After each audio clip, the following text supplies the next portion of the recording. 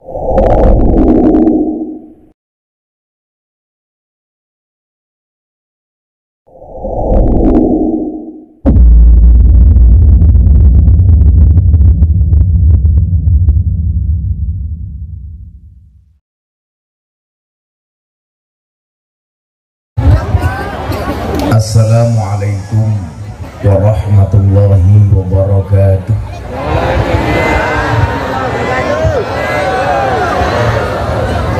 Alhamdulillahi rabbil alamin wa kafa. Assalatu wassalamu ala sayyidina Muhammadinil Mustafa wa ala alihi wa sahbihi ahli sidqi wal wafa. Subhanaka la ilma lana illa ma 'allamtana innaka antal alimul hakim wa tub alaina innaka antat tawwabur rahim. Rabbi shrah li sadri wa yassir li amri wahlul 'uqdatam min lisani yafqahu qawli, amma ba'du. Hadratal muhtaramin, para masyayikh, para kiai, para habaib, tokoh agama, tokoh masyarakat, para sepuh bini sepuh yang sangat-sangat saya muliakan, para pejabat yang berkenan hadir dalam semua tingkatannya, Ibu Wakil Bupati beserta suami, Ibu Ketua DPR, TNI Polri yang sangat saya hormati, segenap panitia pengajian yang saya banggakan, Bapak Ibu kaum muslimin wal muslimat, warga masyarakat Pancajaya Mesuji rahimakumullah. Beli bawang keliru merica, Gus Miftah datang dengan membawa cinta. Asik.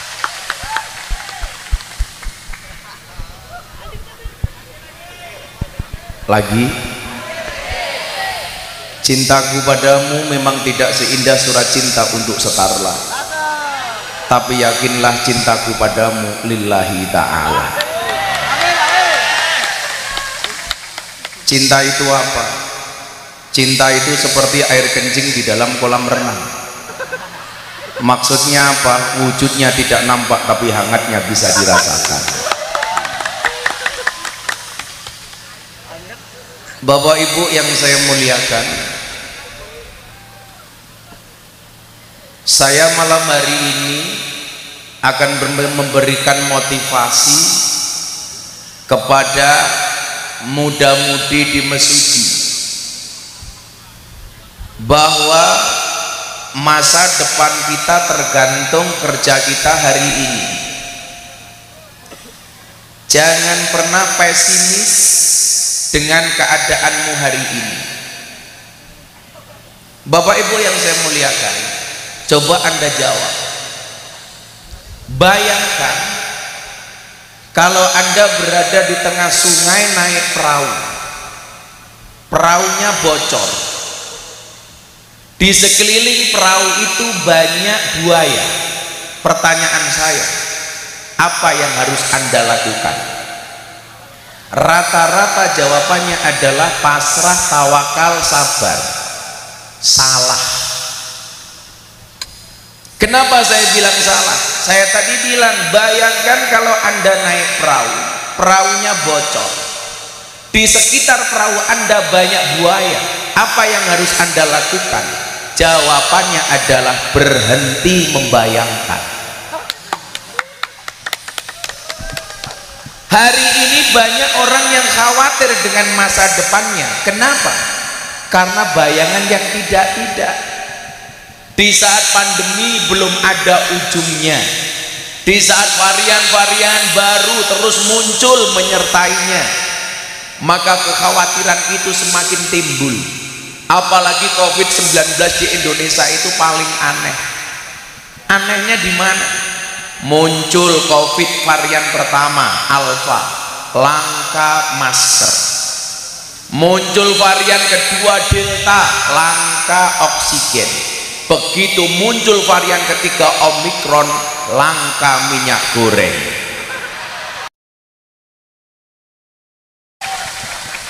Saya hanya batin apa hubungannya Omikron dengan minyak goreng. Ternyata hari ini kejawab, Kementerian Perdagangan telah menjual 415 juta liter ke luar negeri. Saya bilang kalau rakyat susah, mohon maaf, justru para pejabat ini bisnis mementingkan perutnya sendiri. Ingat, saya bilang hewan yang makan rumput, makan tanaman di sawah itu namanya bajing. Tapi kalau ada pejabat makan uang rakyat namanya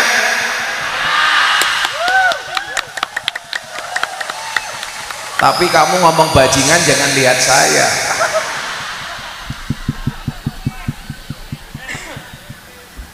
Semarin sore saya mau berangkat dari Jakarta,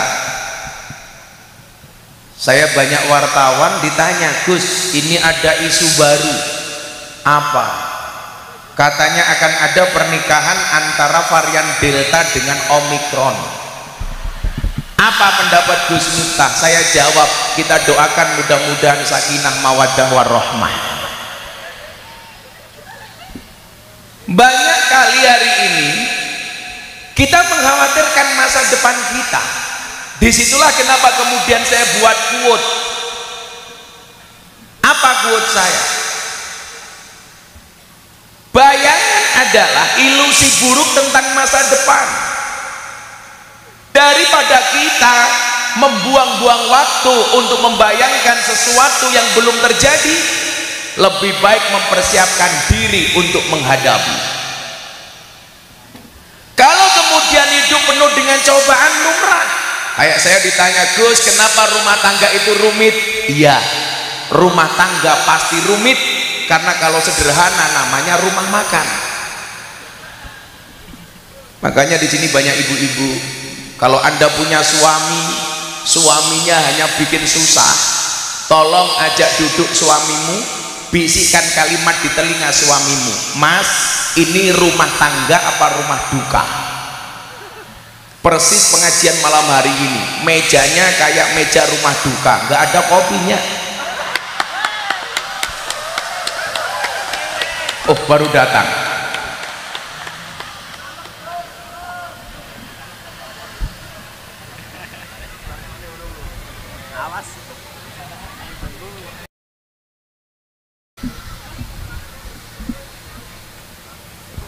Kopi kok encer men lho.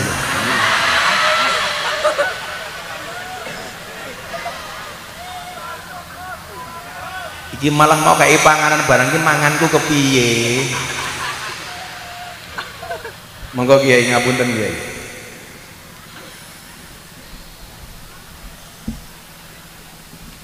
Nunggunya lama, datangnya encer. Bismillah. Sangit.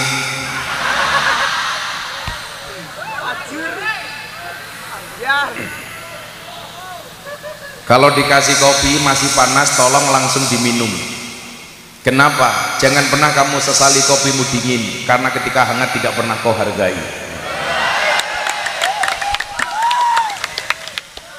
Kopi, cowok itu di mata cewek seperti gula di dalam kopi. Kopi tanpa gula rasanya manis, rasanya pahit. Yang salah siapa?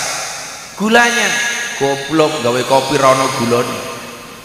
Bikin kopi kemanisan, yang salah siapa? Tetap gulanya. Bikin kopi kok kebanyakan gula. Itulah cowok di mata cewek, ada rasanya namun tidak pernah diperhatikan keberadaannya. Cewek itu nggak pernah salah, apalagi kalau wakil bupati, nggak pernah salah. Mudah-mudahan wakil bupati panjang umur. Jadi orang sedunia mati, wakil bupati hidup sendiri.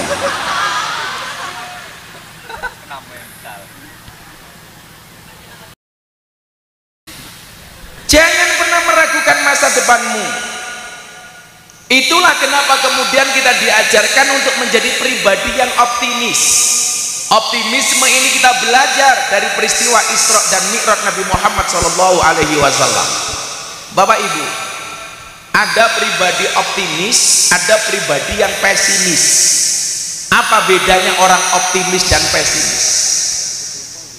Orang optimis melihat peluang dalam masalah, sementara orang pesimis melihat masalah dalam peluang. Disinilah saya bangga dengan Pak Jokowi. Di saat orang apatis dengan ibu kota negara baru Nusantara, beliau kekeh berangkat ke Kalimantan. Banyak yang protes, bahkan nyinggung emosional orang Kalimantan dengan mengatakan kenapa ibu kota dipindah ke tempat buangan jin, setan, demit, dan iblis. Bahasa yang menyakitkan kawan-kawan kita yang ada di Kalimantan. Saya ditanya pendapat Gus Miftah bagaimana, saya bilang nggak masalah ibu kota pindah ke Kalimantan asalkan kamu tidak kembali ke hati mantan. Santai aja bro, jangan nangis. Berakit-rakit ke hulu, berenang-renang ke tepian. Mantanmu sudah ke penghulu kok kamu masih sendirian.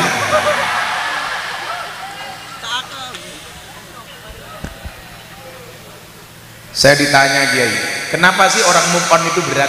Jawabannya sederhana. Oh, lali ono Pak Dito. Ini wakil Bupati Lampung Tengah, dulu nggak pernah kampanye, cuma numpang saya ngaji. Yang golek gratisan, Cok.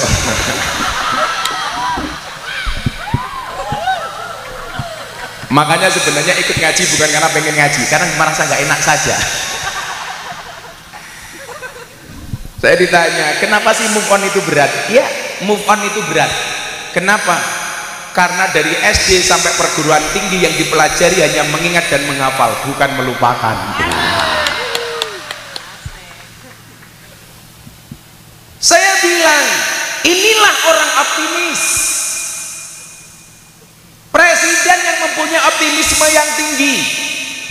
Dulu Pak Jokowi kepilih jadi presiden, semua orang meragukan. Belajar dari Pak Jokowi jadi presiden yang dulu seorang tukang kayu. Inilah kenapa kita harus mempunyai impian yang tinggi. Maka saya mengatakan, bermimpilah dalam hidup, jangan hidup dalam mimpi. Dikritik lagi ketika camping di ibu kota negara Nusantara titik nol. Seluruh kepala daerah gubernur suruh membawa tanah 2 kilo, air 1 liter. Orang bilang musyrik. Jokowi percaya dengan sajen, Jokowi percaya dengan dukun. Ini akan mengundang kemurkaan Allah. Yang ngomong mengundang kemurkaan Allah itu saya mau tanya, sejak kapan kamu jadi wakilnya Allah? Sok-sokan kayak yang nendang sajen di Semeru yang saya komentari. Ini mengundang murka Allah. Inilah kesalahan kita Bapak Ibu. Satu ayatnya sama, ditafsirkan oleh orang yang berbeda, maka akan menghasilkan pemahaman yang berbeda. Tapi yang perlu diingat kemudian adalah man fassarul Quran bi ra'yi falyatabawwa maq'adahu minan nar. Barang siapa menafsirkan Al-Quran sesuai dengan kemampuannya sendiri, siap-siaplah mengambil tempat duduk dari api neraka. Cara yang paling gampang begini, ada satu peristiwa di depan kita, kecelakaan bermotor, orang tabrakan. Yang melihat tabrakan ini dari 3 kacamata yang berbeda, ada kiai, ada polisi, ada makelar. Peristiwanya sama, dilihat dari kacamata yang berbeda akan menghasilkan tafsir yang berbeda. Dilihat sama ketua Suriah, begitu ada orang tabrakan, ketua Suriah akan mengatakan innalillahi wa inna ilaihi rajiun. Kiai semuanya dikembalikan kepada Allah. Yang melihat polisi, tafsir yang berbeda, ini pasti melanggar lampu lalu lintas. Polisi, saya sering bilang, Gus, bagaimana pendapatmu tentang polisi? Polisi sekarang baik. Yang membuat citra polisi jelek itu cuma satu, apa? Polisi ciluk, Bang. Lampu merah belok kiri tahu-tahu iya. Masih ada di mesin seperti itu?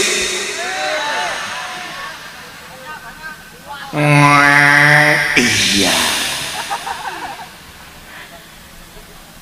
Kalau polisi yang lihat orang tabrakan, ini pasti melanggar lampu lalu lintas, lampu merah. Yang ketiga yang melihat siapa? Makelar. Iyen, apa yang ada di penafsiran otaknya makelar ini kalau dijual motornya masih laku 50%. Peristiwanya sama, ditafsirkan oleh orang yang berbeda, melahirkan tafsir yang berbeda. Yang perlu dicatat adalah Anda tidak bisa mengatasnamakan wakil dari Tuhan. Kalau orang menafsirkan dengan bahasa seperti ini, menurut Allah justru salah. Kalau Anda mengatakan menurut saya, itu benar walaupun tafsirmu salah. Lah hari ini banyak kenapa orang egois di dalam beragama, karena menafsirkan seolah-olah dia menjadi wakil Tuhan. Maka kemudian orang yang berbeda dianggap salah. Contoh, sebulan yang lalu saya sempat ribut dengan Ustadz Khalid Basalam. Saya menghormati pribadinya, tapi saya tidak sependapat dengan pola pikirnya. Orang melaporkan Ustadz Khalid Basalam tentang haramnya hukum wayang. Saya menolak. Kenapa? Ini perbedaan fikih. Sama halnya ketika Muhammadiyah mengharamkan rokok, NU menghukumi rokok itu makruh. Apakah bisa jadi delik aduan kepolisian? Gak bisa, Pak. Itu perspektif fikih. Saya berbeda pendapat, maka kemudian saya respon dengan kontra narasi yang saya buat. Marah ketika saya bilang, haruskah kuda lumping diganti dengan unta lumping? Haruskah pohon kurma diganti dengan pohon kelapa? Kalau di Mesuji, haruskah diganti pohon kurma dengan sawit? Haruskah nama Nabi Sulaiman diganti karena mirip dengan kalimat Jawa? Maka saya bilang, jenggotmu memang panjang walaupun kamu belum tua. Wajar kalau tidak tahu etika budaya dan tata krama. Kita boleh berbeda pendapat, tetapi mohon maaf, tanpa harus meninggalkan rasa hormat. Yang menjadi persoalan bangsa ini hari ini apa? Setiap orang berbeda pendapat dianggap musuh. Ini nggak fair. Nahdlatul Ulama berdiri dengan beberapa asas: tawasud, tasammuh, tawazun.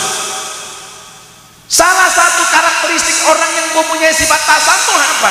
Menghargai orang itu walaupun kita berbeda pendapat. Contoh, saya sempat ribut berbeda pendapat dengan Habib Rizik. Saya bilang, ditanya, Gus, bagaimana konsep Habib? Saya bilang, al-hurmatu khairum minat ta'at. Hormat itu harus lebih didahulukan dibandingkan taat. Sosok Habibnya wajib dihormati, tetapi pendapatnya tidak harus diikuti. Kalau pendapatnya bertentangan dengan nalar kita sebagai orang NU, kita tolak, tapi bukan berarti kita menghujat orangnya. Hormati orangnya, tidak usah diikuti pendapatnya, biasa. Maka kalau orang mengatakan kita membenci Habib, saya bilang, kalau orang NU diajarkan untuk mencintai Habib, sama halnya Anda mengajarkan bebek untuk berenang. Habib datang ke Indonesia, nggak ada yang menghormati siapa kecuali orang-orang Nahdlatul Ulama. Kalau hari ini kemudian ada bahasa kriminalisasi ulama karena banyak Habib yang ditangkap, saya nggak sepakat. Kalau ada Habib ulama yang berbuat kriminal melanggar hukum, dia ditangkap oleh polisi, ini bukan kriminalisasi ulama, tapi proses hukum terhadap ulama yang kriminal. Kriminalisasi ulama itu kalau mengundang kiai pengajian mulai nggak diamplopi, lah itu kriminalisasi. Melanggar KUHP pasal 378, penipuan. Tahu nggak di Sangoni wakil bupatinya diam, kena pasal turut serta. Disangoni kok Gus, tapi isinya cuma sedikit. Pasalnya beda, 352, perbuatan tidak menyenangkan.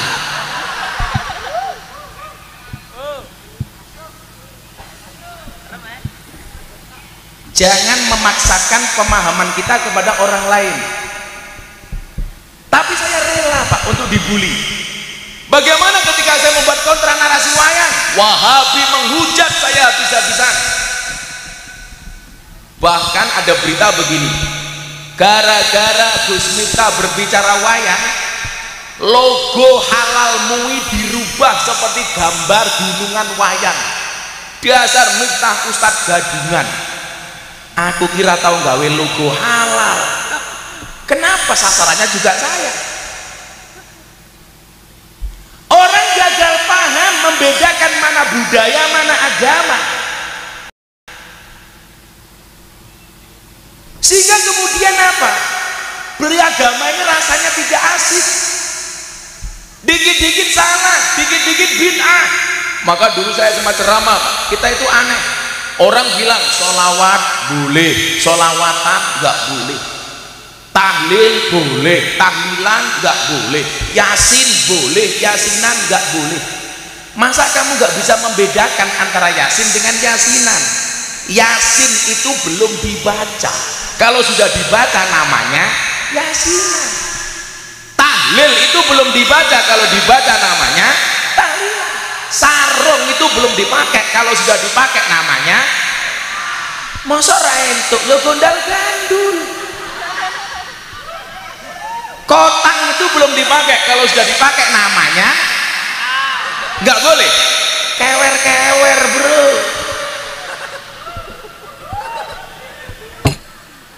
Apa-apa ra entuk.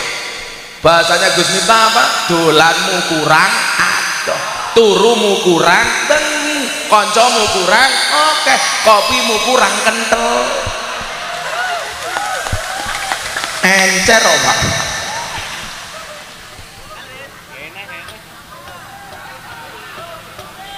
Saya nggak minta lagi, cuman bilang kopinya encer. Lampung produksi kopi kok bikin kopi encer, menjijikkan. Saya gawe ya sopo, katanya rondo. Kok malam hari ini banyak banget ibu-ibu pakai jilbab pink ya, mesti rondo. Iya ngono wis tua jilbab pink.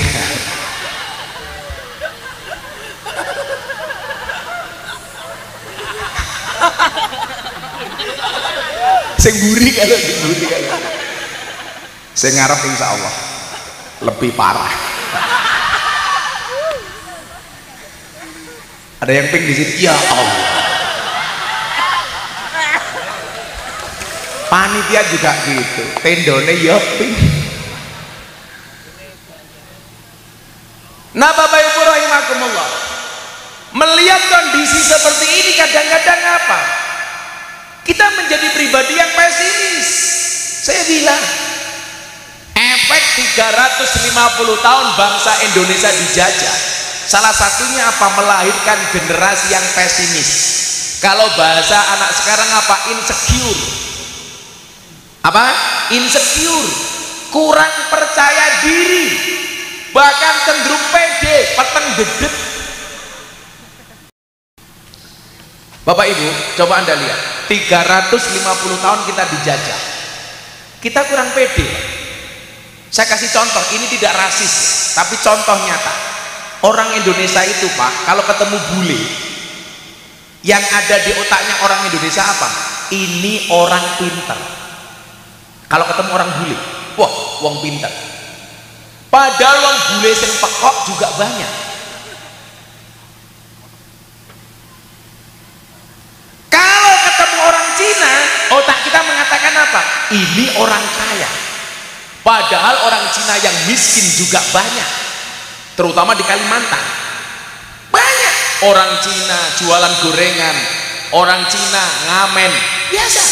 Tapi yang ada di benak kita apa? Begitu melihat orang Cina kaya. Yang lebih parah lagi apa? Begitu melihat orang Arab kita mengatakan suci. Saya dulu Bapak Ibu ngejak umrah jamaah nggak bisa ngaji sama sekali. Masuk ke Madinah, masuk hotel Dala Taibah, nyetel TV. Begitu TV-nya bunyi, tangannya diangkat, amin, amin, amin. Gara-gara TV-nya ngomong bahasa Arab. Begitu saya lihat ternyata apa? Berita pemerkosaan.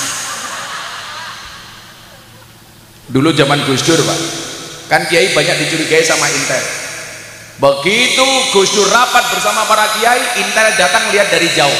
Gus Dur tahu kalau ada intel yang melihat aktivitas para kiai. Maka Gus Dur mengatakan kepada kiai yang lain, Pak Kiai tolong mulai saat ini kita ngomong pakai bahasa Arab. Intelnya pulang, ditanya atasannya, hei intel, apa tadi yang dilakukan oleh para kiai? Santai komandan, kenapa mereka hanya saling mendoakan?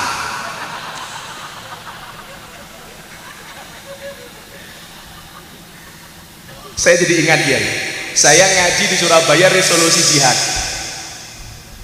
Dalil yang paling populer hubbul waton minal iman. Selesai pengajian saya didatangi sama orang, Ustadz, saya kan jarang dipanggil Ustadz. Begitu saya lihat ternyata al-kacong, aliran katok congklak. Kenapa mas? Saya mau tanya satu hal sama anda. Tanya apa? Hubbul waton minal iman itu hadis riwayat siapa? Lakmu mendasku. Sejak kapan hubbul waton minal iman dianggap hadis? Karena yang tanya orang goblok, saya jawab hadis riwayat Muslim. Lah dia tanya kok bisa Muslim? Ya bisa, emangnya ada hadis riwayat non Muslim? Ada lagi, saya ada curhat dari salah satu artis binaan saya, Via Valen. Sorry bro, sorry. Jangan bandingkan saya dengan Mudinya Mesuji ya. Saya itu membuat kelompok pengajian artis untuk membendung kelompok-kelompok intoleran. Saya ngurusi seperti Aura Kasih, Nikita Mirzani, Happy Asmara, pokoknya yang ayu-ayu lah. Pak Ketua Surya tidak mungkin saya ajak, karena kalau ikut nanti nggak mau pulang.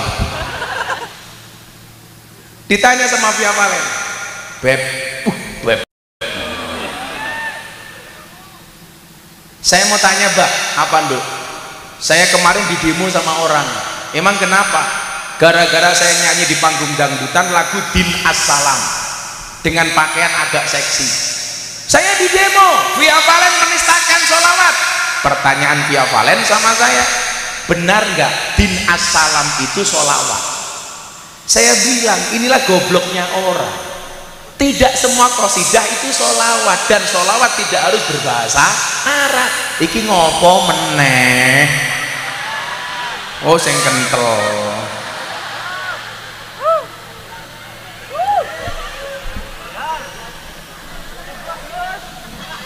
Padune pengen wira-wiri ning panggung weh.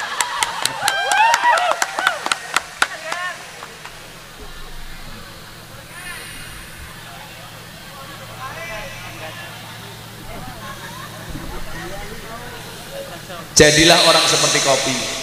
Gus Miftah itu kayak kopi, pahit sih tapi banyak yang mencintai. Iya. Ibu-ibu tahu kenapa kopi itu pahit? Karena manisnya kamu habiskan. Iya, tapi bohong. Benar nggak Din As-Salam itu sholawatan? Saya bilang enggak, itu qasidah Arab. Artinya apa coba? Din itu artinya agama, salam itu damai. Berarti boleh Bah saya nyanyikan di panggung dangdutan? Boleh. Oh sambil ngising saja boleh. Oh bukan sholawat kok. Ibu-ibu di toilet daripada ngelamun yang enggak nyanyi Din As-Salam enggak apa-apa kok. Begitu duduk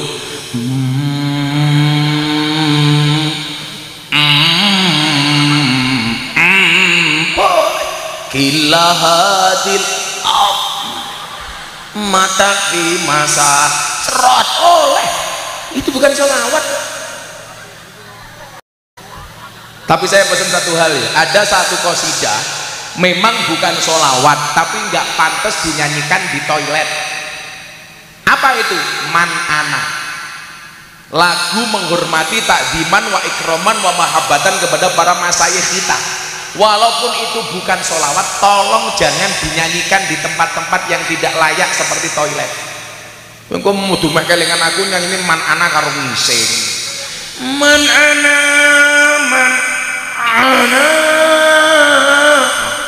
man ana laula trot wae.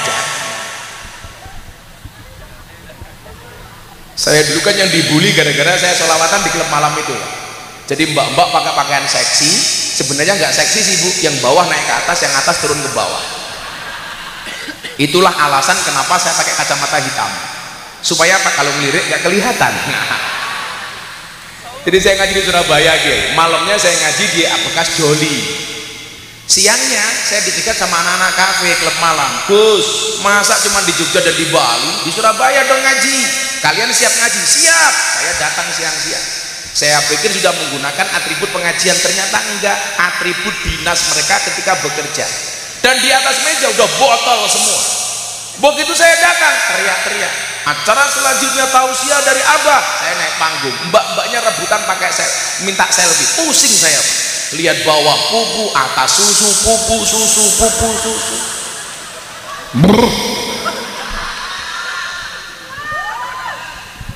Ya akhirnya memang hidup ini seperti orang diperkosa, mau nggak mau harus dinikmati. Tapi naudzubillah min dzalik, alhamdulillah sampai hari ini saya terjaga. Orang NU semuanya ngerokok. Saya ditanya, Gus minta minum alkohol, saya ngerokok aja enggak. Sampai hari ini saya nggak pernah ngerokok. Ibu-ibu kalau cari suami untuk anaknya pilih yang ngerokok apa enggak? Gus Miftah. Saya dari pondok dulu nggak pernah saya ngerokok. Walaupun kalau kita pujian di masjid yang kami bosok-bosok, sing sapa wong ibar mangan orang rokok, padha karo wong sing ora cewek. Harusnya ditambahi sing sapa wong ibar salat rawiritan, padha karo wong adus rasabunan. Bahkan kalau kiai-kiai NU ngerokok aja pakai dalil. Apa dalilnya? Ni'matul udud ba'da dahar. Kalau santri tambahin lagi, wa ni'matud dahar ba'da dukhul. Saya nggak tahu ngaji ya ora paham. Bapak saya itu kan perokok berat. Saya bilang, Pak, mbok berhenti nggak usah ngerokok, nanti mati loh. Dijawab, mati ya sumet meneh lho. Wah, edan ya. Akhirnya saya bawakan buku bahaya merokok, Kiai. Bapak saya langsung berhenti membaca.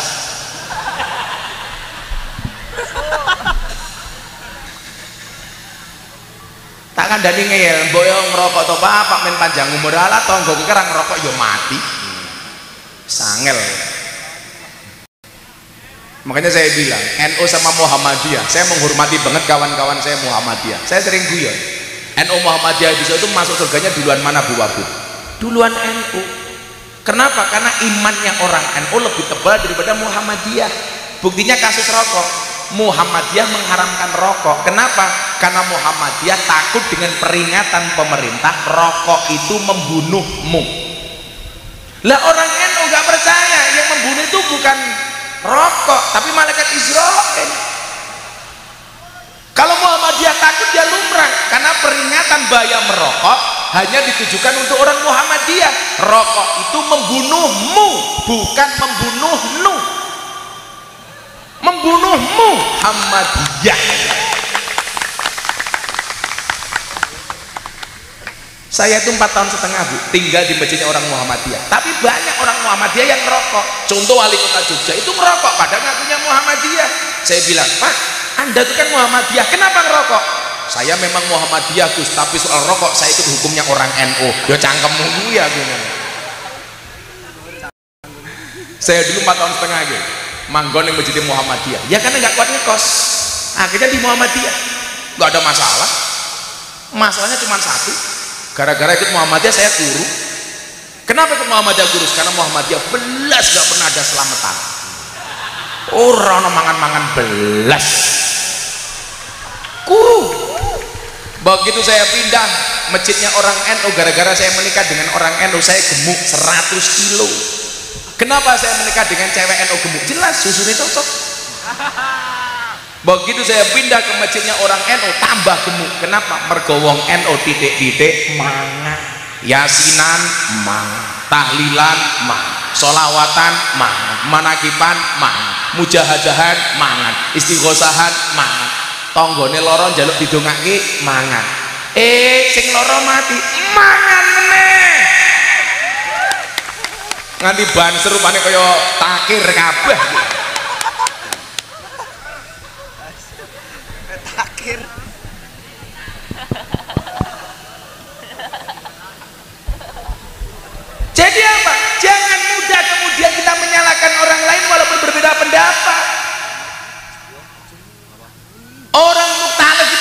biasa saja. Toh perintahnya kemudian waktasimu bihablillah jami'an wala tafarraqu. Berbeda itu boleh, yang nggak boleh berpecah belah. Sah-sah saja. Maka kemudian apa? Kalau kita mengira hidup ini tidak akan diuji oleh Allah, Anda aneh. Kalau kita lihat Al-Baqarah 155, apa sih ujian manusia itu? Walanabluwanakum bisyai'in minal khauf wal ju' wa naqsin minal amwali wal anfusi wal thamarat wa basyiris sabirin. Ujiannya apa? Kita akan diuji oleh Allah dengan sedikit ketakutan. Takut apa le? Sing jomblo takut gak bisa nikah. Santai saja. Ar-Rum 21. Wa min ayati an khalaqalakum min anfusikum azwajan. Allah menciptakan manusia berpasang-pasangan. Berarti kalian semua sudah punya pasangan. Allah menciptakan manusia berpasang-pasangan. Itu artinya apa? Kalau kamu tidak punya pasangan, jelas kamu bukan manusia.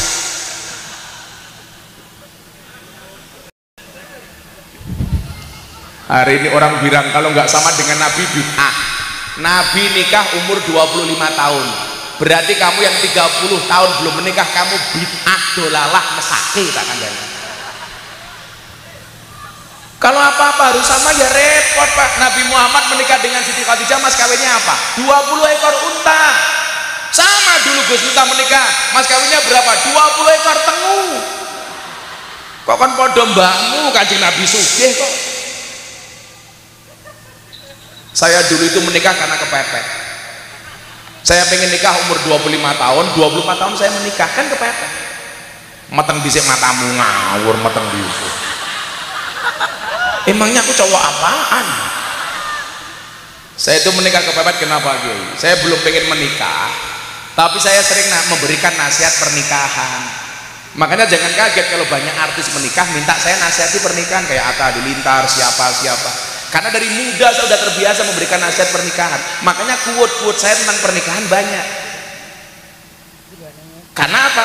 Karena sering memberikan nasihat. Pasangan terbaik bukan yang datang dengan segala kelebihannya, tetapi yang tidak meninggalkan kita dengan segala kekurangannya. Gara-gara saya belum menikah, dihina sama teman-teman kiai. Alami nih, urung rabi kok wani ngandani wong rabi. Tak jawab, ya ora apa-apa Kiai, buktine Mbah Mudin urung tau mati yang budal ke jenazah. Aku ngono. Apa Mudine kudu modar dhisik ya ora. Ana Mudin ning kene. Ada Mbah Mudin di sini? Biasanya raine kaya bandoso biasanya.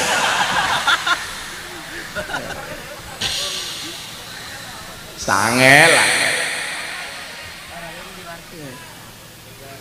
Makanya yang muda-muda nggak usah takut.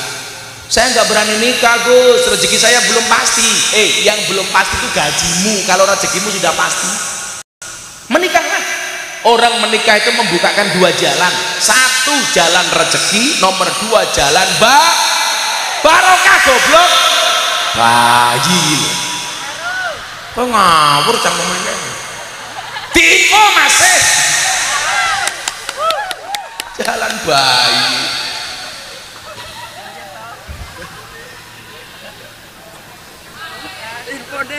Acara selanjutnya ngicipi kopi kedua.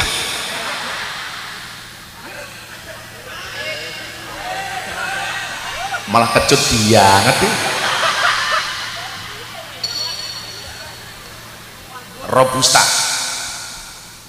Sallu ala Nabi Muhammad. Bisa minal khauf, rasa takut.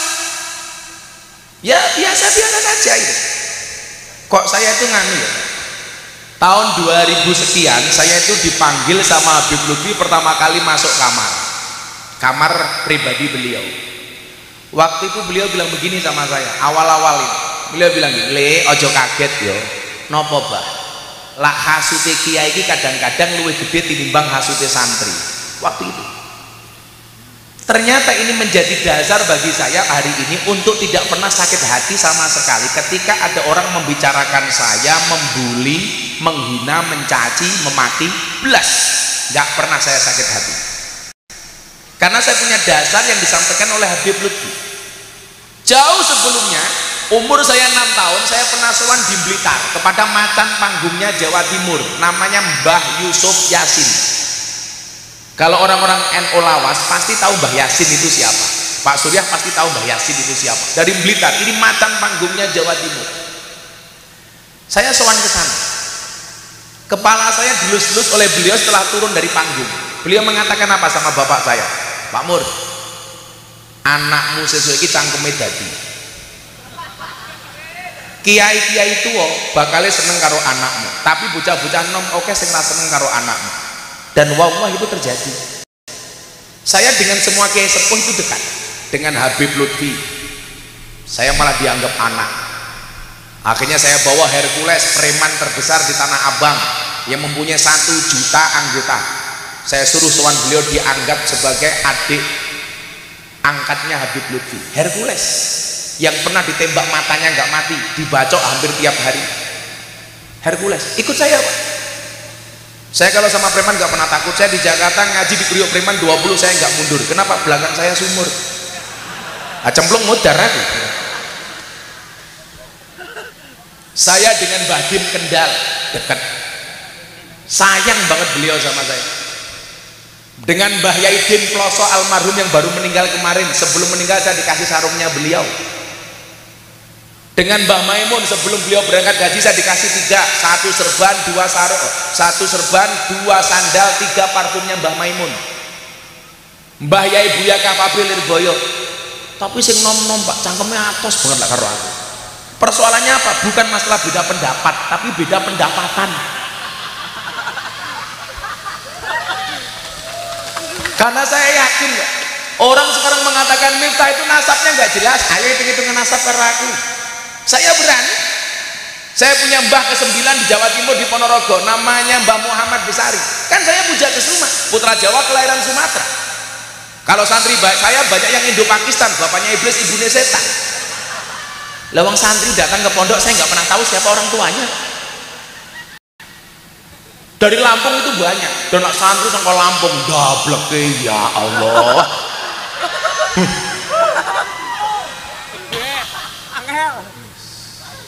mulai wayai. Tapi ya nggak apa-apa, ujian kiai itu ya santri sing nakal. Podo karo suami, ujiannya apa? Istri galak. Istri ujiannya apa? Suami kere. Kan gitu aja. Kan nggak ada manusia yang nggak diuji. Kenapa Gus? Cobaan banyak. Iya, kalau cobaan pasti banyak. Karena kalau sedikit namanya cobain. Diuji ulang. Ketika saya dibully soal saya ceramah di gereja Pak Ramadan tahun kemarin, ditelepon sama Abah Lutfi, Le, awakmu neng di wonten Jakarta, Bah. Kapan pulang Jogja? Kalau Abah menghendaki malam ini saya pulang. Yaudah, mampir Pekalongan, sahur sama Abah. Akhirnya saya berangkat pulang. Baru sampai Tegal, sudah hampir imsak, saya sahur di Tegal. Akhirnya sampai dalamnya Abah Lutfi jam 5 pagi.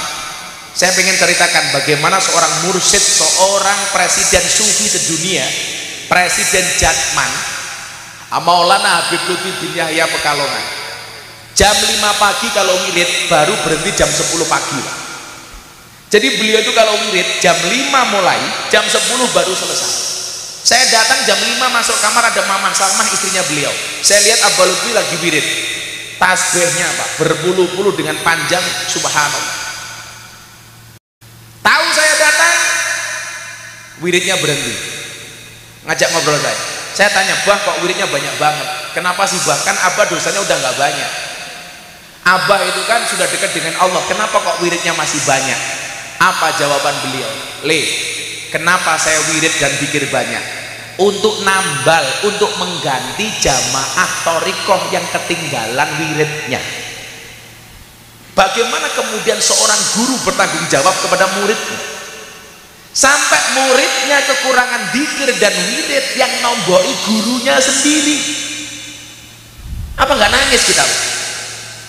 Beliau setiap pagi melakukan itu untuk nambali semua dzikir murid-muridnya. Dasarnya saya candablek, saya bilang, yang Pak dilanjutkan, tolong saya diwakili. Tombol ibah. Beliau mengatakan apa? Bah, gimana dengan gonjang ganjing hari ini? Saya dibully gara-gara saya ceramah di gereja. Beliau mengatakan apa sama saya? Lanjutkan. 2 kali peristiwa besar saya dibela sama beliau. Yang pertama, ketika pengajian saya di lokalisasi dicibir oleh semua orang.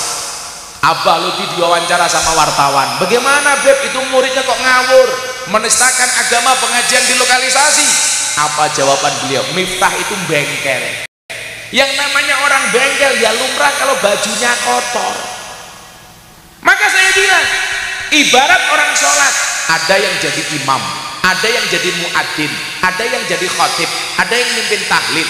Posisi Miftah di mana? Tukang bersih WC dan kamar mandi. Karena saya yakin sekhusuk-khusuknya Anda sholat di masjid gak mungkin khusuk dan pasti terganggu ketika WC-nya kotor. Maka tugas saya membersihkan WC dan toiletnya. Silahkan Anda yang jadi imam, silahkan Anda yang menjadi khutbah. Cukuplah Miftah sebagai pembersih WC. Maka ketika saya diwawancarai di TV One waktu itu, pembawa acaranya tanya sama Kiai, Kiai gimana pendapat Anda tentang pengajian Gus Miftah di lokalisasi? Kiainya bilang apa Pak? Memalukan, menistakan agama, menjual agama, ini memalukan. Saya ditanya apa respon Gus Miftah? Saya jawab, kalau yang saya lakukan dianggap memalukan, lebih memalukan mana ketika Anda melihat kemaksiatan diam tanpa memberikan solusi apapun kepada mereka. Maka kenapa hari ini banyak mobil tulisannya Presiden para pendosa? Karena saya membela anak-anak ahli maksiat supaya dekat dengan Allah. Saya mengatakan jangan pernah menghina pendosa seolah-olah kamu tidak pernah berbuat dosa. Siapa yang gak pernah berbuat dosa?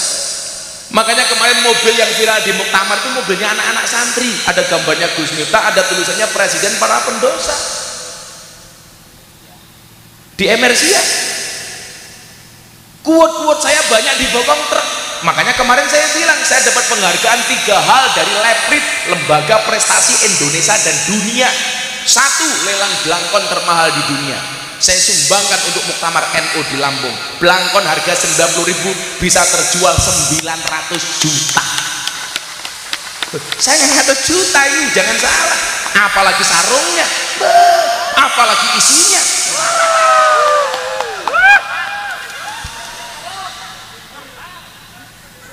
Isine blangkon cok. Yang kedua, saya dapat penghargaan sebagai dai yang paling konsisten pengajian di lokalisasi 22 tahun. Saya sering ditanya wartawan, tahun 2018 saya diundang pengajian di Belanda, Swiss, Belgia, Italia. Saya ditanya, Gus, wartawan-wartawan Eropa ya, sebenarnya kalau Gus pengajian di lokalisasi pengen apa enggak? Tak jawab, ya pengen. Terus gimana? Ya ngempet. Masa kiainya dengan tapi yang ngono toh. Wadah ke Ansor. Ansor banjur iki jos lungguh ning isor tanpa tikar. Mulai pengajian insyaallah little body. Silite gatel kelebon wedi. Malah tepuk tangan. Ibu-ibu kalau cari menantu pilihlah Banter sebagai calon menantumu. Kenapa? Jelas kiai saja dijaga, apalagi anakmu. Wah. Besok saya Pak Kiai Suriah masuk surga yang awal Banser. Banser kan tugasnya survei lokasi Pak. Jadi sebelum kiai masuk surga, surganya disurvei oleh Banser. Surganya siap, kiai masuk, Bansernya metu meneh.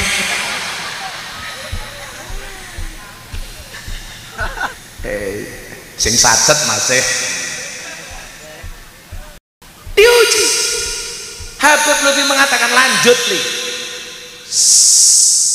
Idul Fitri malam kedua jam 12 malam Mbah Dim memberikan hadiah Fatihah untuk saya. Hari kedua siang jam 3 saya sowan beliau. Gus Alam putranya Mbah Dim bilang, Abah ki sayang banget Gus karo awakmu. Lah nopo Gus? Tadi malam Abah itu hadiah Fatihah untuk sampean. Kok tahu-tahu sampean Pak Bedunduk datang. Abah bilang apa? Mbah Dim ngendikake dalam kitab Ihya itu ada cerita Mesir itu pernah dilanda kemarau panjang. Ada sekian ulama berdoa minta hujan dan istisqa, nggak ada yang diijabah oleh Allah. Di situ ada satu ulama yang dianggap edan, dianggap kentir, dianggap orang waras, dianggap orang alim, dihinakan sama ulama-ulama itu. 27 ulama berdoa, gak ada yang udan. Akhirnya sing dianggap edan ki ndonga malah udan. Lah Mbah Dem ki ngendikan gegek sing edan ki awakmu, Gus. Kita tuh gampang banget kok menghina orang. Padahal kiai semuanya itu punya maziyah masing-masing. Falikuli syai'in maziyah. Saya bilang, saya itu nggak ngalim, tapi saya punya prinsip qalilum minal yaqin khairum min kasirin minal ilmi wal amal. Kowe duwe titik yakin manfaat kuwi luwih apik, Ger. Dan bang kowe duwe oke tapi ora ono manfaate blas. Gusmi Kiai Hamid Jazuli Al-Mafurlah. Beliau mengatakan apa? Ngalim kuwi penting tapi orang jamin. Siapa yang bisa jamin? Kalau Anda mengatakan mifta tidak alim, harusnya Anda malu. Kue sing ngalim iso apa? Saya nggak ngalim, bro, tapi tiap hari ada orang masuk Islam melalui saya. Orang Australia, orang Belanda, orang Amerika. Saya ceramah di gereja, 1 minggu kemudian ateis satu keluarga di Amerika menyatakan syahadat melalui Gus Miftah. Lah kue sing ngalim iso apa? Deddy Corbuzier belajar Islam 15 tahun sama semua kiai pintar, nggak nyantol. Karo wong goblok nyantol. Saya ditanya sama Dedi harus bisa jawab.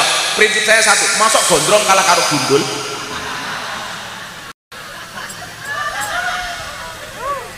Nyatanya masuk Islam. Dedi itu kan apa-apa bisa, Bu. Yang nggak bisa cuma satu, nyisir rambut. Sing disisiri apa nih? Saya kenal beliau, Pak, sebelum masuk Islam baru 8 bulan tok. Setiap hari dia WA soal agama, setiap dia bertanya harus bisa saya jawab. Dan ternyata hidayah. Salah satu hidayahnya apa? Gara-gara bulan Ramadan sebelum dia masuk Islam, dia bertanya tentang konsep iman. Mahwal iman. Jawaban saya cukup menggunakan kitabnya anak ibtidaiyah Jawahirul Kalamiyah. As-su'al mahwal iman. Jawab, al imanu wa anna taqida annallahu subhanahu wa ta'ala muttasifun bi jami'i sifatil kamali wa munazzahun bi jami'i sifatin nuqsani. Iman itu i'tiqad, yakin bahwa Allah itu disifati dengan segala sifat kesempurnaan dan dibersihkan dari segala sifat kekurangan.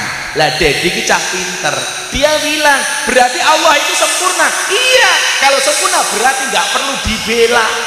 Maka kenapa saya mengatakan Tuhan itu gak perlu dibela, karena yang butuh dibela itu hambanya. Islam itu gak butuh dibela, yang butuh dibela orang Muslim. Maka yang benar bukan front pembela Islam, tapi front pembela Muslim. Contoh, Muslim di Rohingya dijajah, mereka yang harus kita bela.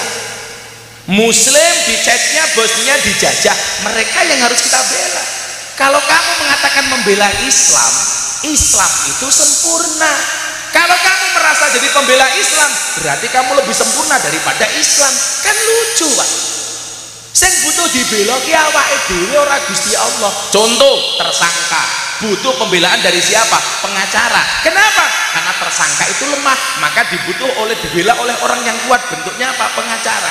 Gara-gara saya ngomong seperti ini, FPI marah-marah sama saya. Kualat bubar. Bubar, Pak. Dulu kawan saya bikin stand up komedi. Materinya apa, Bu? Masak kurma dengan daging babi. Coki Muslim. Diancam dibunuh oleh ormas. Tanya sama saya, Gus, bener nggak ini penistaan? Enggak. Sejak kapan benda mati punya agama? Seolah-olah kalau babi itu pasti Kristen, kalau kurma itu pasti Islam. Yang makan kurma, Pak, di Timur Tengah tidak hanya orang Islam, orang Kristen juga makan kurma. Di Indonesia yang makan babi tidak hanya orang Kristen, orang Islam oke, tapi belek-belek, sok-sokan. Tapi saya bilang kesalahan kamu satu, apa? Gara-gara kamu bilang kalau daging babi dimasak dengan kurma bisa jadi cacing pitanya menjadi mu'alaf. Lagi cangkem bosok, saya bilang. Banser tahu babi itu mengandung apa? Cacing pita. Salah, babi itu mengandung anaknya. Masuk anakmu?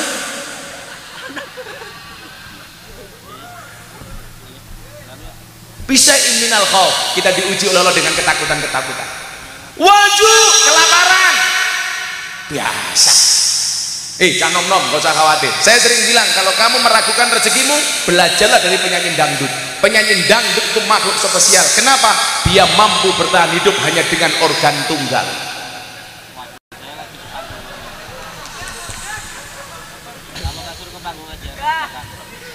Lawang pengamen nyanyi saono-ono ning bise payu urip kok.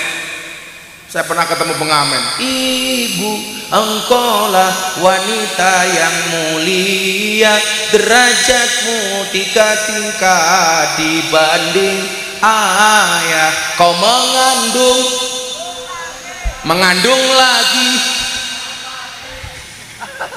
Meteng mana ngone payu kok. Masa kamu takut lapar jadi banser? Gak usah le. Coba lihat entung ning jero godhong gedang, ora tau metu dibuka lemu, ora ana entung guru. Apa menentung kok stroke? Rono, Bro. Betul Bu Abu? Ora ana. Lagunya anak kecil Pak ya, yang paling saya sukai satu. Cicak-cicak di dinding, diam-diam merayap, datang seekor nyamuk, hap, lalu ditangkap. Kowe dadi banser, dadi ansor, dadi anak-anak di sini malah khawatirkan rezekimu kalah karo cecak. Cecak itu merayap di dinding, alat mencari rezekinya hanya lidah ilat, rezekinya terbang, wujudnya nyamuk. Itu seharusnya cecak protes sama Allah. Gusti, jenengan boten adil. Kula ra iso mabur, kenapa rezeki saya mabur? Tapi mekanisme keadilan Tuhan berlaku. Pertanyaan saya, cecak yang mendatangi nyamuk atau nyamuk yang mendatangi cecak? Nyamuk yang mendatangi cecak. Datang seekor nyamuk, hop, lalu ditangkap. Begitu nyamuk terbang, duk duk duk duk. Persis tak ajar ndasmu we persis.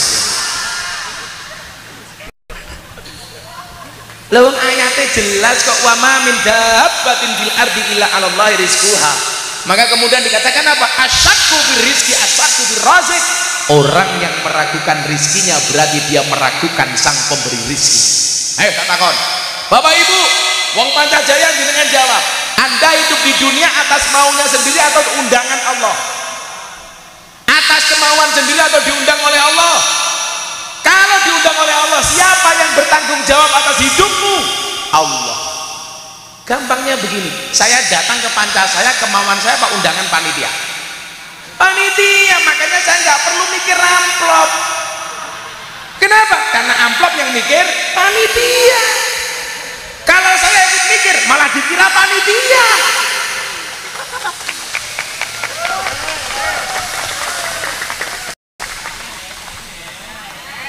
Jenengan diundang selamatan sama Bu Abu, orang usah mikir berkat. Soalnya berkat urusannya sing ngundang Bu Abu. Kewajibanmu mangkat meski keduman, asalkan nungguin ra pindah-pindah. Lalu gue pindah-pindah malaikatnya mau medase bro. Maka dikatakan apa? Hubbul intikal alamatul konyol. Wa nafsi minal amwal. Orang takut kehilangan uang.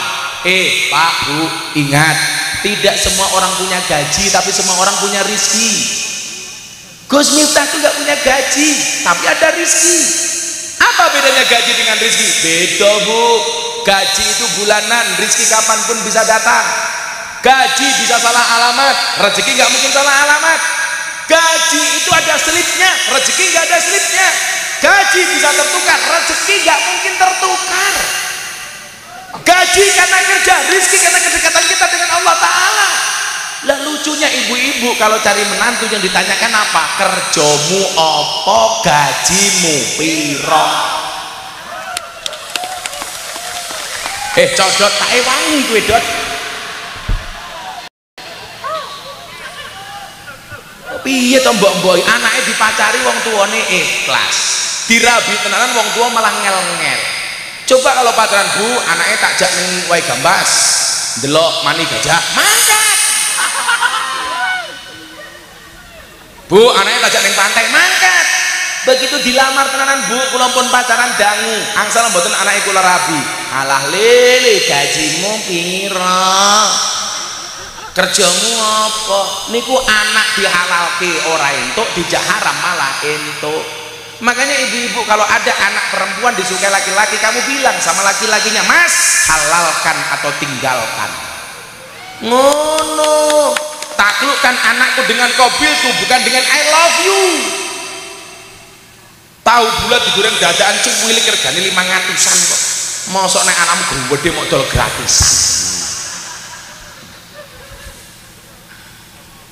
Wong wedok rungokno, wong wedok kuwi kaya lombok, payu bobrok ra payu bosok.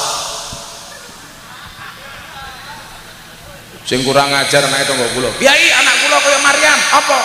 Meteng ra duwe bojo. Matamu. Kuwi ra kaya Maryam, diuntal codot tak kandhani. Ora duwe bojo meteng kok kaya Maryam. Maryam itu keakbarane Gusti Allah, cuma padake karo anakmu. Ada-ada saja. Ayo le, orang duwe gaji rabi. Aku mbiyen rabi ra ndek apa-apa.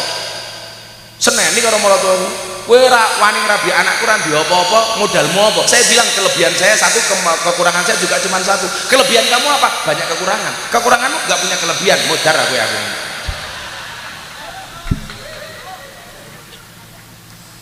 Angel. Kowe melu-melu ngono, dipecat karo maratuamu. Le aku ki rabi le 5 tahun pertama mau 5 madep-mantep mangan melu maratuwa. Tidaknya mau 5 bro, M10 madep-mantep mangan melu maratuwa muring-muring menantu meneng mawon.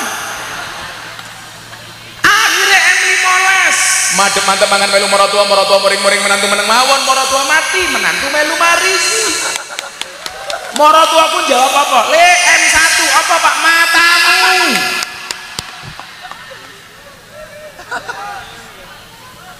Dulu kuliah itu Pak Kiai ya nggak pacaran cuman saya. Kenapa? Karena nggak laku. Teman saya KKN 9 orang, 5 cowok 4 cewek. 5 cowok yang nggak punya motor hanya saya sendiri. Akhirnya yang 4 orang ini pasang-pasangan pacaran. Aku mau jadi obat nyamuk. Tapi aku rela-rela, saya punya prinsip. Saya jomblo bukan karena saya nggak laku, tapi karena saya mampu menjaga kehormatanku. Wah, gagah. Sekarang cukup saya sampaikan, di balik kesuksesan seorang laki-laki akan ada banyak mantan yang menyesali. Ya, jatuh no, telat bro.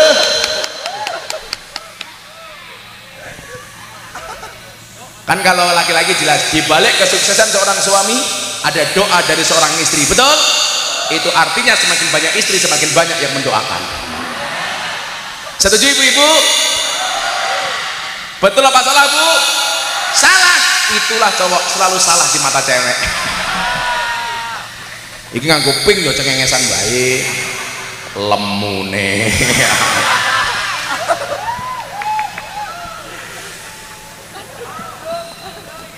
Cewek lemu itu ciri-cirinya satu, dia nggak bisa duduk silo, mesti nginiki. Soalnya wetenge gede. Tapi santai kok mbak, cantik itu dari 3 hal. 1 dari sananya, 2 dari dananya, dan 3 dari letak kameranya. Mila wong wedok kelak lemu fotonya ora mungkin ngene, mesti gini. Set.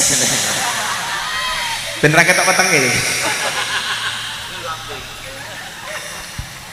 Tapi nggak apa-apa kok mbak, ada teori yang mengatakan 100 kg di bumi itu sama dengan 30 kg di Mars. Itu artinya Anda nggak gemuk, hanya salah planet. Pindah.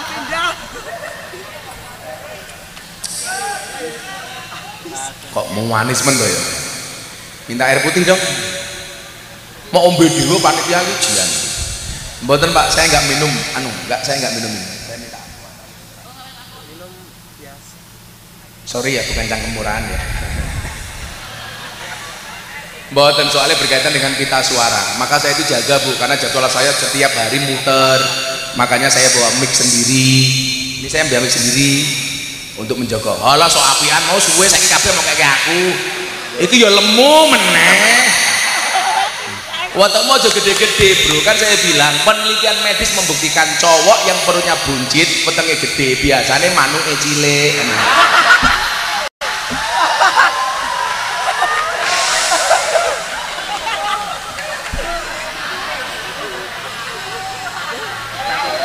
Kayak dibuka mau kayak pentil.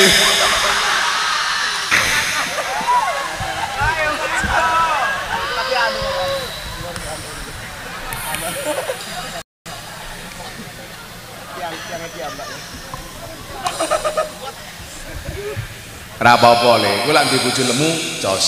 Mok kelone setengah jam sikilmu kram. Ayo selawatan dhisik yo. Ana hadroh ra kuwi. Bisa apa ora? Ditinggal pas sayang-sayangnya versi selawat. Lagu aslinya adalah kowe lunga pas aku sayang-sayangi. Ya, selawat ya. Aku apa iso ngaji alon-alon iso. Aku ngaji alon ngopo tang-tong kok sih. Kamu jangan terlalu bersemangat, bayaranmu nggak jelas tak kandani. Aku Aku ngaji alon mergo sadar aku sapa santri sing nakal ra iso apa. Aku ngaji alon mergo sadar aku sapa ahli maksiat sing kakean dosa. Bapak-bapak mesuci yang ngono. Aku mundur alon mergo kowe ra gelem kelon.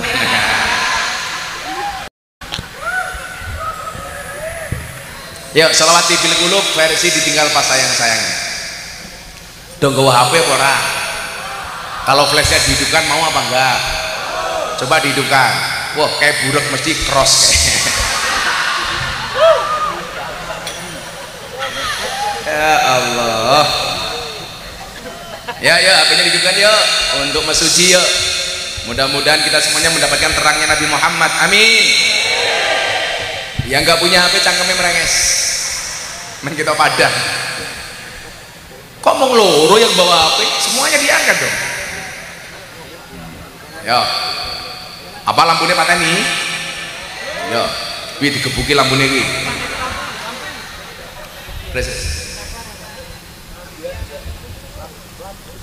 Semuanya diangkat HP-nya. Ibu-ibu saya boleh berdiri? Ibu-ibu lebih suka saya duduk apa berdiri?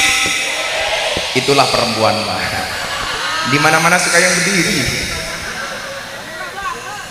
Murah banget. Sekarang 20 tahun lama banget. Modar. Itu namanya kirmasu, kere maca sugih.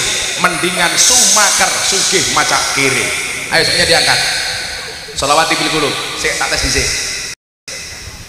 Allahumma sholli ala sayyidina Muhammadin tibil qulub wa dawaiha wa afiyatil adam wa shifaiha wa nuril absari wa diyaiha ho ayo tabui meneng wow. Kamu terpesona sama yang gemuk ya? Sing sacet masih golak sacet tak tambahi dana kenakalane. Ayo diangkat semuanya, ayo selawat. Allahumma sholli ala sayyidina Muhammadin qulub wa dawaiha wa afiyatil adam wa sifaiha wa nuril absari.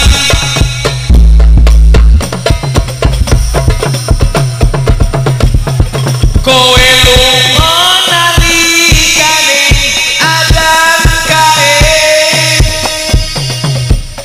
malah mapan turun sakarepmu dhewe nuruti hawa nafsumu engko lupakan Tuhanmu mengejar dunia lupa akhiratmu. Ho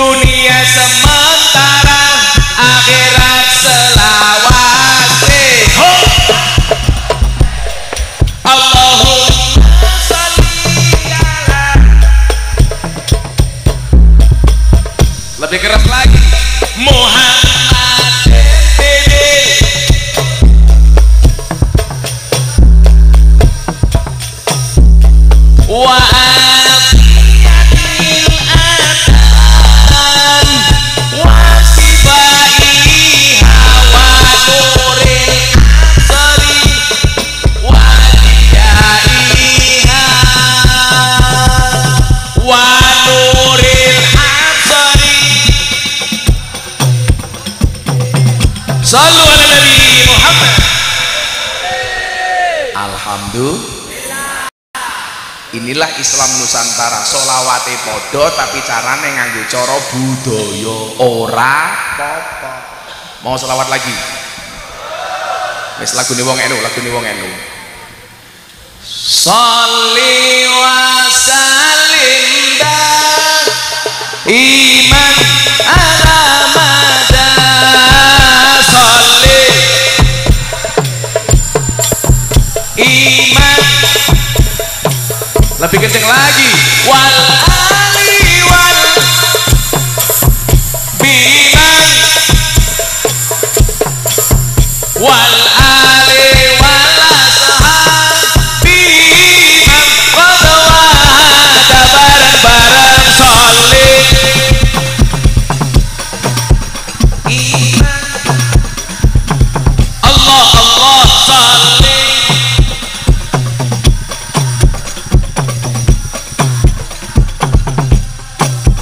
wal ali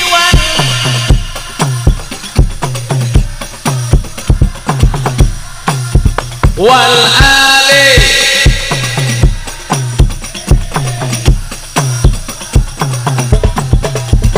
saben malam Jumat ali kubur mulai nang omah kanggo njaluk donga wajan Quran najan sakalimah.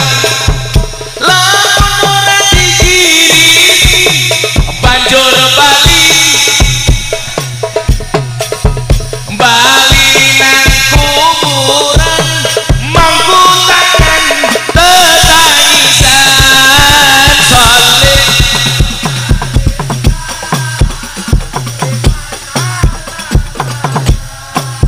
sholli iman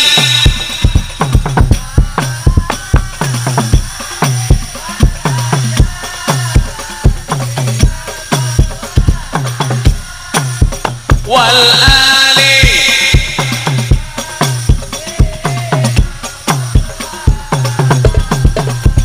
kebacot temenan ger hana turunku kowe ora wirang padha mangan tinggalanku.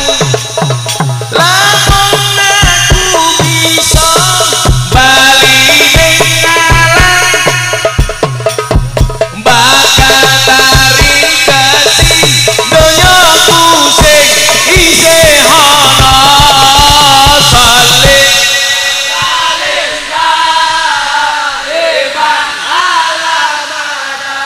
Allah. Sholli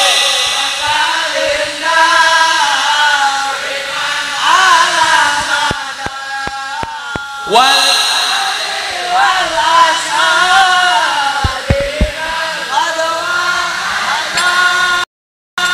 wal ali. Sekarang dijawab yang kenceng bareng-bareng. Kami cinta tanah air, kami bangga jadi bangsa NKRI akan selalu kami jaga demi kejayaan bangsa.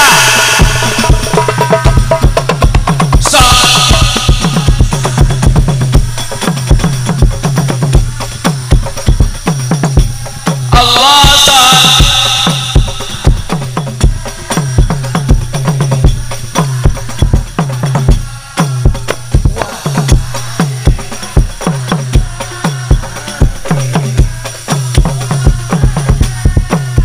wal ali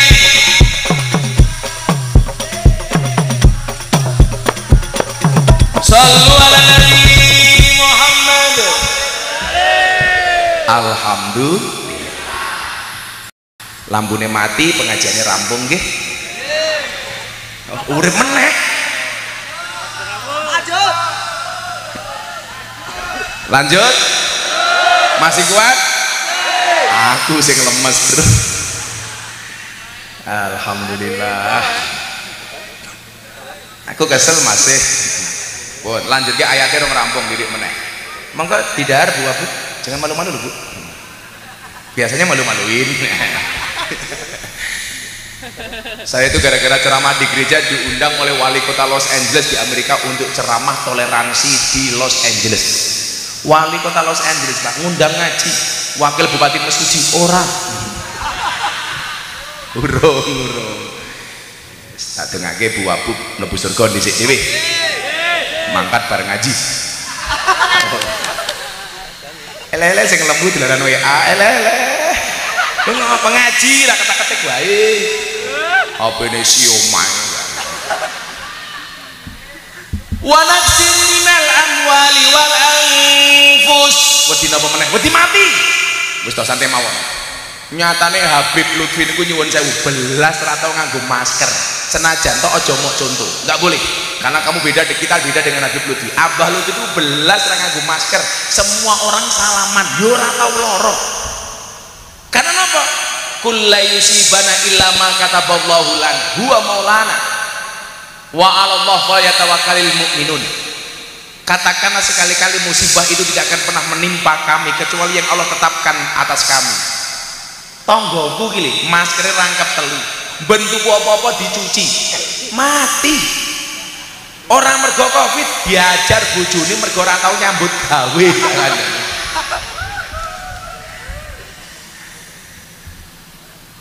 Santai, Covid insya Allah berlalu, amin. Mudah-mudahan Mesuji segera normal, Ramadan normal, besok bodoh normal, amin. Maka kemudian wal angkusi wasamara tandur orang panen. Saya ingin malah jenengan diuji sawit regane larang dewe dalam sejarah. Loh, matur nuwun ngono kuwi. Ngono pengajian kene murah dinyang. Saiki sawit regane berapa Bu? 3.600 jajan. Dulu cuman 700.000, saiki 3.600. Kaya ngono ya ora syukur awakmu. Murah banget.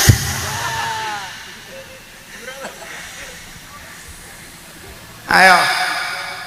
Tapi atas semua ujian itu Allah pengen mengatakan kepada kita apa? Wa basyiris sabirin. Berikanlah kabar gembira bagi orang-orang yang bersabar. Gus, sabar enten watese napa mboten sabar lan duwe wates, sing duwe wates mung Lampung Tengah. Sing duwe wates mung Lampung Tengah. Mesuji ra duwe wates. Maka apa? Ketika kita dikasih ujian oleh Allah yang berat, Allah tidak pernah memerintahkanmu untuk mencari jalan keluar hingga penat, tetapi Allah memerintahkanmu untuk sabar dan sholat. Gembok tidak pernah dibuat tanpa kunci, masalah tidak pernah dibuat tanpa solusi. Kanjeng Nabi susah, kenapa? Istrinya meninggal dunia, tambah susah, pamannya meninggal dunia. Dikasih hiburan sama Allah, bentuk Isra Mi'raj yang mengajarkan kepada kita menjadi pribadi-pribadi yang optimis. Maka saya sampaikan, wahai pemuda-pemudi Mesuji, ingat, jangan pernah mengkhawatirkan masa depanmu. Masa depan itu seperti sekumpulan tempe. Artinya apa? Gak ada yang tahu. Betul? Maka bermimpilah dalam hidup, jangan hidup dalam mimpi. Yang bisa kita jadikan patokan makalah di dalam kitab Hikam. Di situ dia menyebutkan Ibnu Athaillah As-Sakandari, mal farqu bainar roja wal umniyah. Ar-roja ma qaranahu amalun wa illa fahuwa umniyatun. Ada roja, ada tamanni. Roja itu harapan, tamanni itu angan-angan. Apa bedanya harapan karo angan-angan? Harapan satu keinginan yang diwujudkan dengan amal dan perbuatan. Kalau punya keinginan, gak ada amal, gak ada ikhtiar, gak ada usaha, namanya angan-angan. Dadilah awakmu pengen dadi wong gede tapi rono usahane kuwi jenenge angen-angen. Gaweane turu tapi pengen sugih, gaweane turu ora gelem nyambut gawe, ora gelem bisnis, ora gelem dodol. Begitu bangun tidur membuat status WA akan indah pada waktunya. Cah mesuci tanyo, turumu miring, ngilermu mambu, obatmu ndang diombe. Ora gelem kerja kok akan indah pada waktunya. Saya sering mengatakan apa? Ora ana wong mulya tanpa tirakat, wong sing tirakat wae urung mesti mulya. Ora ana kiai tanpa ngaji, wong sing bendina ngaji urung mesti dadi kiai. Ora ana wong sugih tanpa kerja, wong sing kerja wae urung mesti sugih. Ora ana wong pangkat tanpa ragat, nyatane sing ragat wae urung mesti entuk pangkat. Kowe gaweane micak-micak kok pengen dadi wong sugih. Murah banget. Sing kasut Mas nggak ada hidup yang instan. Bahkan untuk membuat mie instan saja harus direbus dulu. Dan ingat, hidup itu pasti banyak ujian, karena kalau banyak ujian namanya laundry. Kalau hidupmu diselimuti masalah, bersyukurlah, berarti kamu masih manusia. Karena kalau diselimuti wijen namanya onde-onde. Ayo, kurang apa kowe? Jaluk kuat apa meneh? Hidup di dunia tidak semudah membolak-balikkan tangan, tapi ingat, dengan tangan kita bisa membolak-balikkan dunia. Semua orang punya garis tangan, bahkan bagi mereka yang tidak punya tangan. Maka kalau kamu punya garis tangan, supaya terjaga garis tanganmu gampang, jangan sering mencuci menggunakan tangan. Hilang kok garisnya tangan. Belajar dari kisah Isra Mi'raj. Nabi Muhammad optimis akhirnya menjadi orang besar. Kalau kemudian Allah menghendaki, kulillahumma malikal mulki tukil mulka mang tasa wa tanziul mulka mimman tasa, Allahumma la mani'a lima ataita wa la mu'tiya lima manakta. Orang Wahabi mau membuli saya sematinya, mati dewi. Saya dibully 27.000 komentar mencaci maki, nggak sakit hati. Kenapa? Komentarnya nggak saya baca. Ngapain? Miftah ceramah di gereja kafir, gampang, sahadat meneh, apa? Saya itu los Pak. Makanya Pak Kiai, saya dijajahi guru saya, Le, kowe lak pengen atimu ayem, patang perkara wacanan sadurunge kowe turu. Ini tiap malam saya baca 2 buku. Takkan dan semuanya. Kenapa saya itu nggak pernah sakit hati? Dipikir-pikir kok malah mati. Saya punya prinsip begini, nggak usah mikir omongan orang, wong yang ngomong saja nggak pakai mikir. Betul? Nggak usah digagas. Wong saiki cangkem karo silit, kuwi luwih jujur silit. Sing metu saka silit wong entut, sing metu saka cangkem macem-macem fitnah, iri, benci. Halah. Wong wedok rumono kupingmu. Sing lanang golek sawit ning kebon, sing wedok senam wae. Katu ndunga apa to yuyu ngono kuwi kuwatoke metetet tarik ses semangka kemarin odading sekarang semangka, kemarin dianggap penting sekarang bukan siapa-siapa.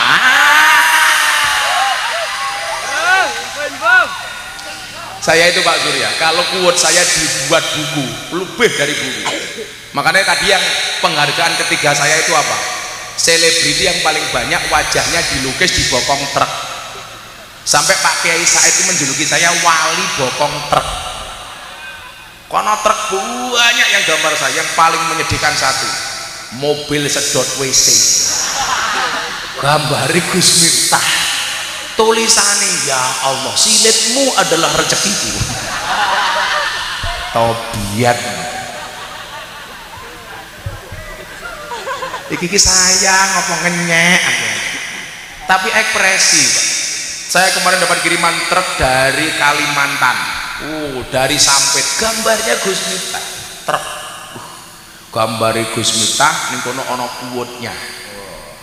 Bisa jadi dosamu sebesar kapal, tapi yakinlah ampunan dan maghfirah dari Tuhanmu lebih luas dibandingkan lautan.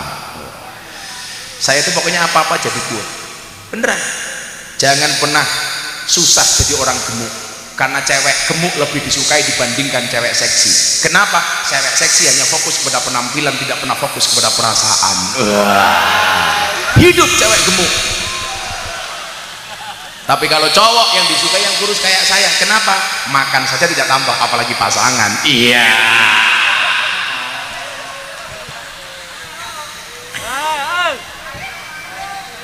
Bancer ngono, bancer wetenge gede. Manuke cilik. Cilik banget.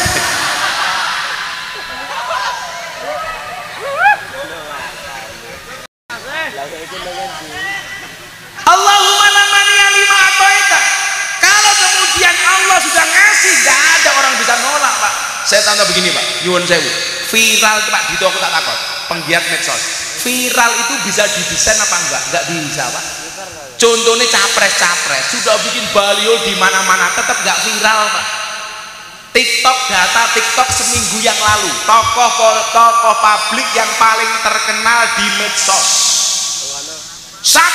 Ganjar Pranowo di TikTok. 2. Gus Miftah. 3. Erick Thohir. Nyuwun sewu, Anies Baswedan. 4. Erick Thohir. Ridwan Kamil, Caimin. 10 besar yang bukan tokoh politik hanya saya sendiri, Pak. Liane gubernur, DPR, ketua MPR. Miftah bukan partai politik, nomor loro paling populer di TikTok, hashtagnya paling banyak. Maklum, presiden para pendosa. Rakyatnya siapa? Dito, Wagub Jawa Lampung Tengah. Lagu sudah lo ngeresake. Nyalon bupati mau nunut ngaji jadi tak kandang.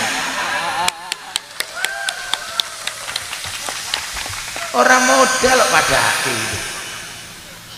Viral tuh nggak bisa didesain nih, nggak bisa. Deddy Corbuzier bilang sama saya, ente itu orang unik gimana? Biasanya orang viral langsung hilang, lah kamu loh viral berulang-ulang. Kenapa? Allah ngersaki wala mu'tiya lima manata. Kalau kemudian Allah sudah menolak, nggak mungkin manusia bisa kasih. Maka yang perlu kita lakukan apa? Pantaskanlah amalmu di hadapan Allah, maka Allah akan memantaskan hidupmu. Saya kira gelasnya itu resik. Mau dikasih teh, mbuh teh atau kopi, mbuh cair apa kental, atau mau dikasih soft drink, atau mau dikasih es buah, selama gelasnya bersih semuanya bisa masuk. Kenapa? Karena wadahnya sudah siap. Tapi kalau gelasnya kotor, ono teh ya teh ra gelem mlebu, ono kopi ini nggak mau masuk. Kenapa? Karena gelasnya kotor. Maka yang harus kita lakukan apa? Bersihkanlah gelasmu. Karena kalau gelasnya kotor dipaksa dimasuki minuman, yang terjadi apa? Mubadir, muspro nggak bisa diminum. Kenapa? Karena gelasnya kotor. Maka yang perlu kita lakukan apa? Bersihkanlah diri, bersihkanlah hati. 4 hal yang saya baca kalau mau tidur. Ya Allah ya Rob, ampuni dosa saya. Al-Fatihah. 1. Yang kedua, ya Allah ya Rob, ampuni dosa kedua orang tua saya. Al-Fatihah. Yang ketiga, ya Allah ya Rob, ampuni dosa orang yang mencintai saya. Al-Fatihah. Yang keempat, ya Allah ya Rob, ampuni dosa semua orang yang membenci saya. Al-Fatihah. Itu tiap malam. Aku rambi loro hati. Sampai istri saya bilang, jangan-jangan abah itu seperti pohon pisang. Maksudnya punya jantung tapi nggak punya hati.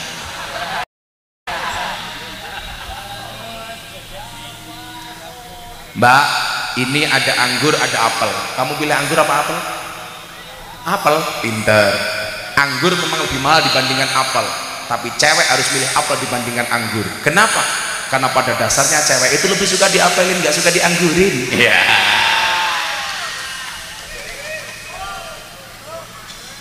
Masuk masih. Ayo, solusi itu kita semuanya. Masa depan terbuka dengan luas.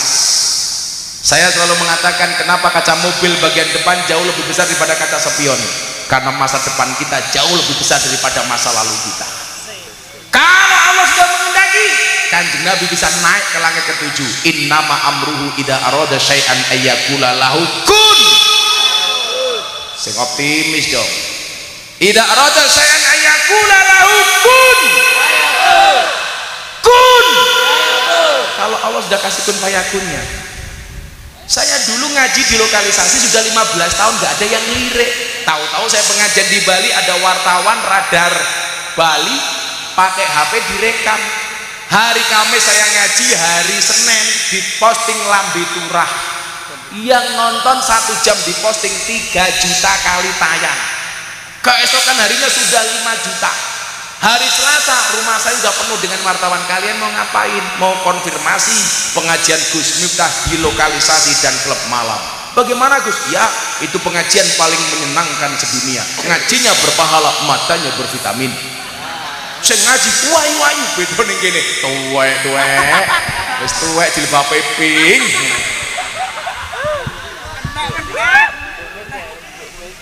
Lah kayak gitu Pak, di medsos dipotong.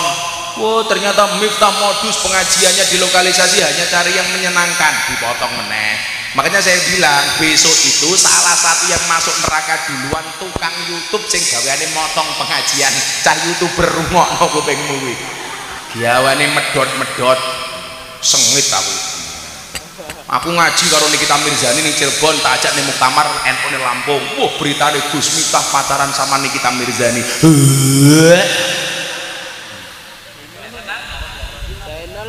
Itu kan fitnah. Fitnah itu lebih kejam daripada fitness. Bon jam 12:30. Lanjut. Cuk rame sebenarnya.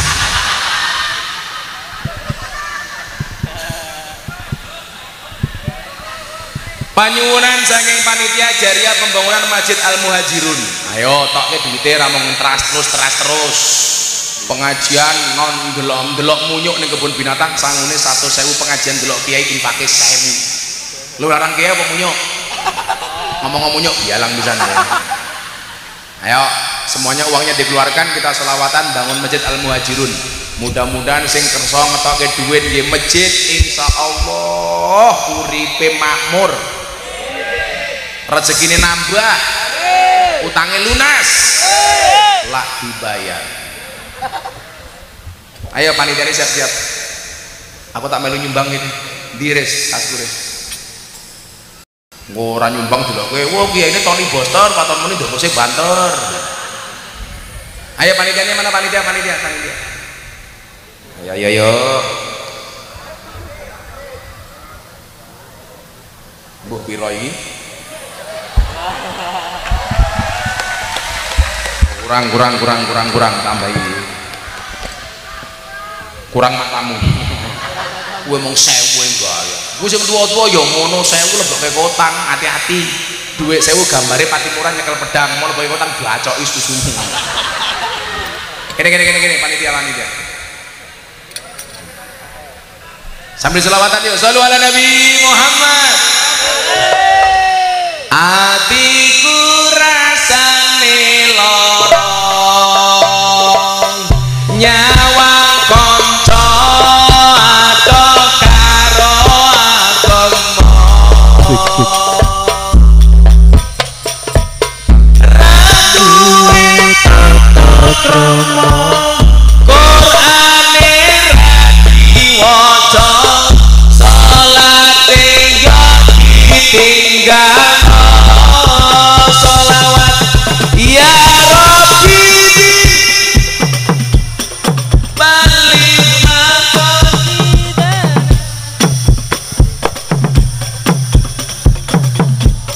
ya wasi'an wal hadid turja safa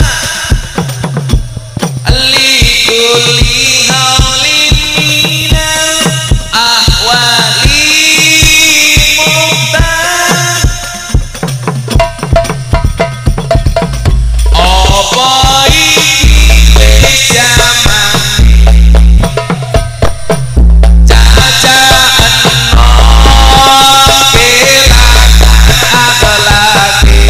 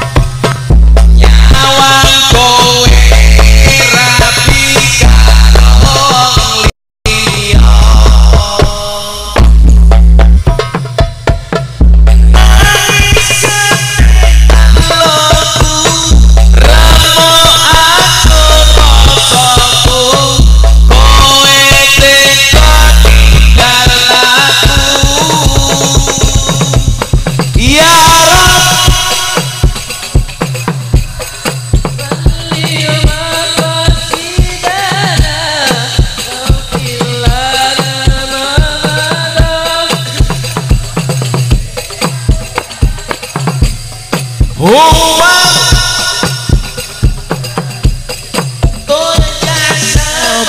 sabatuhu likulli haulina apa iki dalan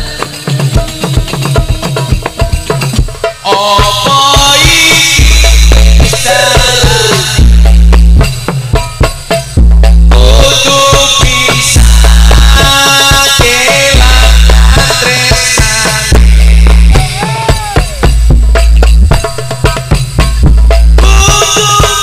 kuat hatiku kudu kuat batinku senajan nyiksa tresnamu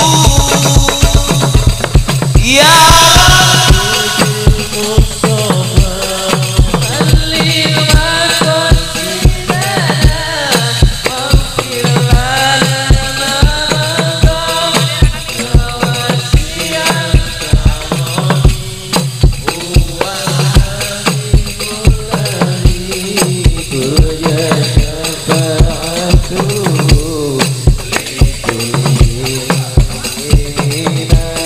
sekali lagi hadrohnya berhenti yang kenceng untuk semua hajat kita bangun masjid ya Mustafa balik makomina waghfir lana ya wasi'al karami huwa